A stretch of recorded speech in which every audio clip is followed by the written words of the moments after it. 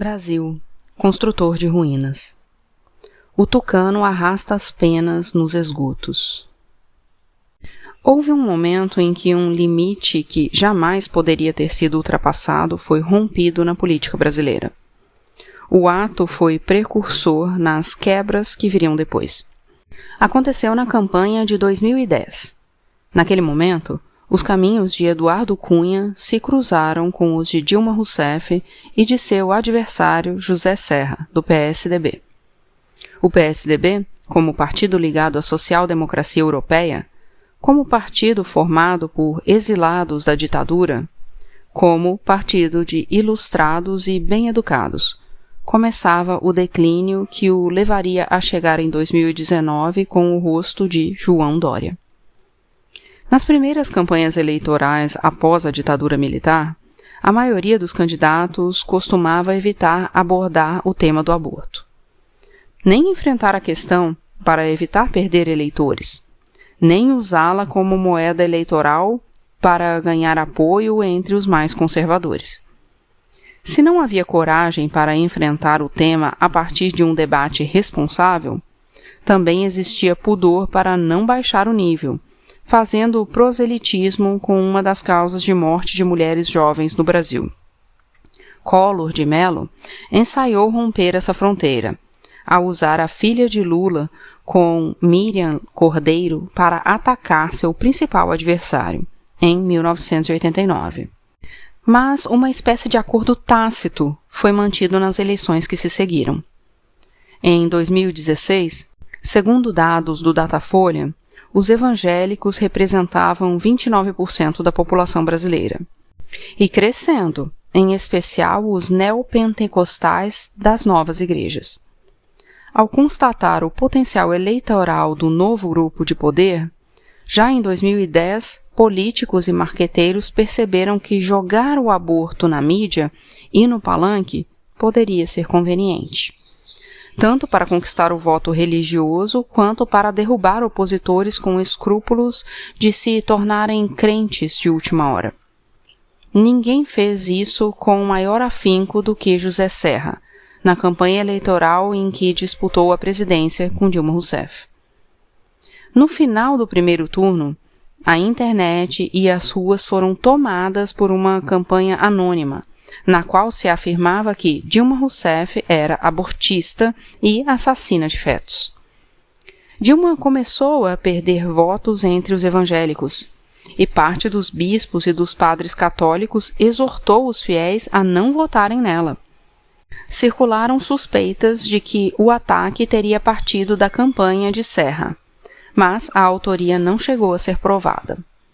O que se pode afirmar é que Serra se empenhou em tirar proveito do ataque vindo das catacumbas, determinando o rumo da campanha dali em diante. E Dilma correu a buscar o apoio de religiosos, acabando por escrever uma carta declarando-se pessoalmente contra o aborto. Nessa carta, Dilma comprometeu-se, caso vencesse a eleição, a não propor nenhuma medida para alterar a legislação sobre o tema. Logo, tanto Serra quanto Dilma despontaram no espetáculo eleitoreiro como devotos tomados por um fervor religioso até então desconhecido de quem acompanhava suas trajetórias. Serra apregoou que tinha Deus no peito. Dilma agradeceu a Deus pela dupla graça e, usando o mote dos grupos mais radicais do catolicismo, afirmou que fazia uma campanha, antes de tudo, em defesa da vida. A campanha de 2010 foi o momento mais baixo desde a redemocratização do país e inaugurou o primeiro de uma série de momentos baixos que se seguiriam a ele. O que se passou ali escancarou as portas para todas as leviandades e recuos que vieram depois, nos temas relativos à saúde da mulher e ao respeito à diversidade sexual. Basta lembrar, entre outros, do cancelamento do kit anti-homofobia, que seria usado nas escolas públicas para trabalhar o respeito às diferenças e prevenir a violência contra homossexuais. O kit Escola Sem Homofobia foi batizado pejorativamente de kit gay por pastores e políticos homofóbicos, ou apenas oportunistas, e lembrado em todas as campanhas eleitorais que se seguiram, inclusive a que deu vitória ao declaradamente homofóbico Jair Bolsonaro, em 2018. Também vale a pena lembrar da retirada do ar do vídeo de uma campanha de prevenção a doenças sexualmente transmissíveis, na qual uma prostituta se dizia feliz. O fato de uma mulher ser feliz e ser prostituta parece ter ferido mais a sensibilidade dos hipócritas do que pessoas adoecerem ou mesmo perderem a vida por doenças evitáveis. Bolsonaro não foi o primeiro presidente a retirar campanhas importantes do ar para agradar os evangélicos. A diferença é que Dilma Rousseff se submeteu ao jogo de interesses, e Bolsonaro, por mais duro que seja reconhecer, foi apenas coerente com seu discurso. A campanha de 2010 mostrou que rebaixar o tema do aborto à moeda eleitoral atingia 2 propósitos. 1. Fazer com que o adversário, liberal nos costumes, o que caracteriza a esquerda de modo geral, e a direita genuinamente adepta do liberalismo, perdesse uma grande quantidade de votos entre as pessoas religiosas, em especial evangélicos neopentecostais e católicos carismáticos. 2. Pressionar candidatos que, caso eleitos, poderiam levar adiante o debate do aborto como o problema de saúde pública que, efetivamente é, assim como outras pautas relativas à sexualidade e à diversidade, de forma a se comprometer a deixar tudo como está, ou mesmo a retroceder. A campanha de 2010 provou, principalmente, que o aborto e outros dos chamados temas morais são um eficaz instrumento de barganha política, quando não chantagem. Desde então, parlamentares se agarraram a essa pauta, deram declarações públicas e lançaram projetos de lei marcados por um retrocesso que não parecia mais possível. Muitos desses oportunistas fizeram nome e ganharam importância na guerra moral assinalada pela imoralidade das práticas e pela desonestidade dos argumentos dos religiosos de ocasião. O rebaixamento do nível da campanha de 2010 rompeu uma barreira ética no debate público do Brasil, e ela nunca mais parou de ser escancarada. É necessário jamais esquecer que essa fronteira não foi derrubada nem pela parcela mais fisiológica do PMDB, nem pelos líderes evangélicos mais inescrupulosos. Ela foi ultrapassada por José Serra, um representante do PSDB histórico, de raiz. Esse não é um detalhe, e sim um fato crucial para compreender o papel que o PSDB desempenhou para os rumos do Brasil. O modo de operação do PMDB é muito mais pesquisado, esmiuçado e conhecido, tanto por intelectuais que se dedicaram a ele, caso da tese do PMDBismo, do filósofo Marcos Nobre, quanto pelo público que acompanha a política de Brasília. No campo da justiça, a Operação Lava Jato, pelo menos até meados de 2019, mostrou muito mais claramente como o PMDB e o PT atuavam do que o PSDB. O PSDB, que governou o Brasil nos 2 mandatos de Fernando Henrique Cardoso, na maior parte da década de 90, desempenhou um papel determinante para o que veio a seguir. Esse papel precisa ser iluminado. Não foi por acaso, nem sem responsabilidade dos tucanos mais emplumados, que o rosto do PSDB deixou de ser o de FHC para se tornar o de Dória, com uma transição pela face de Geraldo Alckmin. É também em 2010 que Eduardo Cunha enxerga uma brecha para ampliar seu poder de influência. Com o aval de Lula, esse personagem nebuloso vai peregrinar por templos evangélicos para afirmar que Dilma é contra o aborto. É esse novo aliado que lidera o contra-ataque e pede votos para Dilma nos redutos do evangelismo neopentecostal. Por pragmatismo eleitoral, ao se ver atacada, Dilma capitulou diante dos seus princípios e, parodiando Cartola, começou ali, antes mesmo de se eleger presidenta pela primeira vez, a escavar o abismo com seus pés. Nos anos seguintes, Eduardo Cunha se tornaria o rei do Centrão, grupo de parlamentares de centro e de direita que tem como característico o apoio ao governo em troca de cargos e favores. Uniria também as bancadas conservadoras da Câmara dos Deputados para barrar, na prática, o aborto legal. A partir de 2015, já como presidente da Câmara, torna-se o ator principal do impeachment de Dilma Rousseff, depois de concluir que o PT não impediria a investigação de seus atos de corrupção. O impeachment foi movido por muitas razões e também muitas paixões, entre elas a vingança do vilão. A cena produzida em 2010 marca a derrocada ética do PSDB, assim como assinala o ponto aparentemente sem retorno em que o partido se desliga do que existia de progressista em sua história.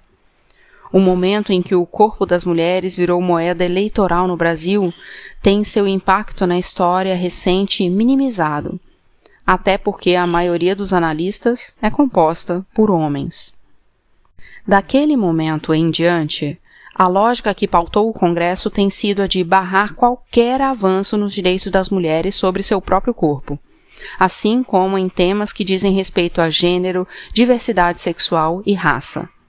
Um dos truques mais eficientes é justamente aterrorizar as minorias políticas com projetos que significam retrocessos, fazendo com que a luta não seja mais pela ampliação de direitos, mas para não perder direitos.